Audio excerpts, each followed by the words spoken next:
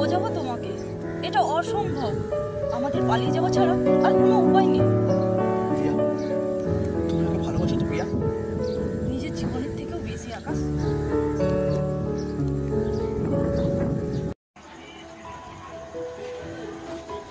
দাদা, তুমি ব্যস্ত আছো? ও তুই, দাঁড়া দাঁড়া, পেশেন্টটা ছেড়ে নি।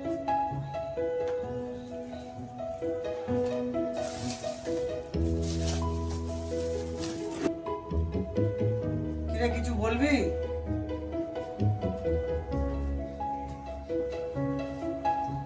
দাদা, আমি কিন্তু বিয়ে করব না এখন। আমি আরো পড়াশোনা করব।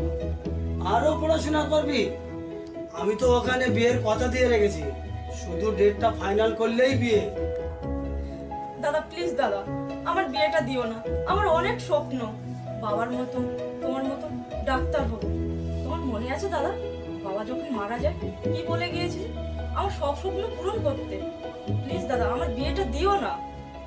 ঠিক আছে, তুই যখন চাইছিস না বিয়ে করতে, তাহলে আর তোকে জোর করবো না।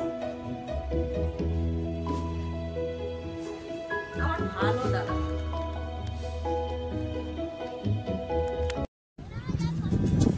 কি গো, চুপ করে বসে আছো, কিছু বলছো না? সবাই ছিল তো, তাই কিছু বলিনি। আচ্ছা, কাকুকে তো দেখলাম না। কাকু কাকু একটু কলকাতায় গেছে একটা দরকারি কাজে। আচ্ছা ঠিক আছে, আমার আবার কলেজে দেরি হয়ে যাচ্ছে।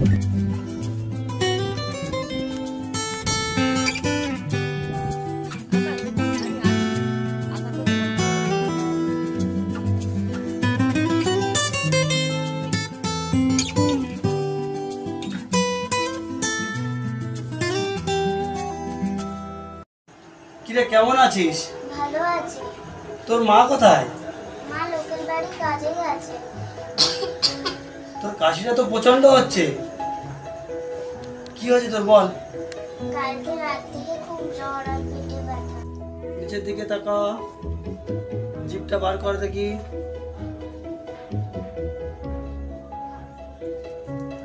জোরে জোরে কাশ, লম্বা শ্বাস নে।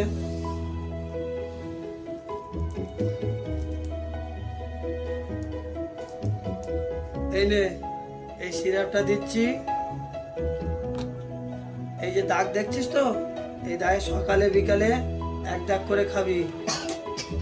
পয়সা নিয়ে এসছি। মা বলেছে কাজের বাড়ি থেকে এসে দেবে। আচ্ছা নিয়ে যা।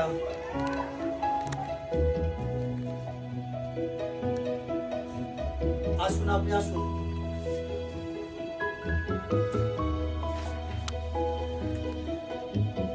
এখন কেমন আছেন? না না, সেই আগের মতো ব্যথাটা কমছে না। দেখি।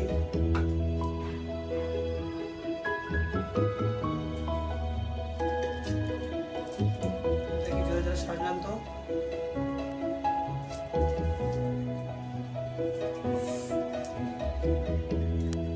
আচ্ছা, আজকের এই ওষুধটা দিয়ে দিচ্ছি, খান। একটা করে দিনে দুবার খাবেন।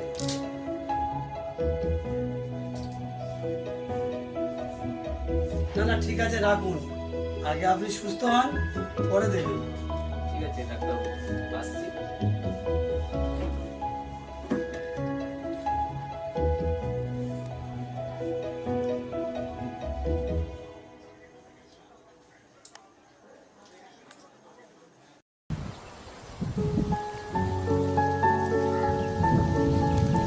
কি গো, কি ভাবছো? আর বেশি চিন্তা করো না তো। দাদাকে বলে বিয়েটা ক্যান্সেল করে দিয়েছি। সত্যি বলছো? হ্যাঁ গো হ্যাঁ, এবার একটা কিছু করো। তোমাকে ছাড়া আর থাকতে পারছি না। সেটাই তো ভাবছি। কি ভাবছো সেটা তো বলবে। ভাবছি আমাদের সম্পর্কটা বাবাকে জানাই, দেখি কি বলে।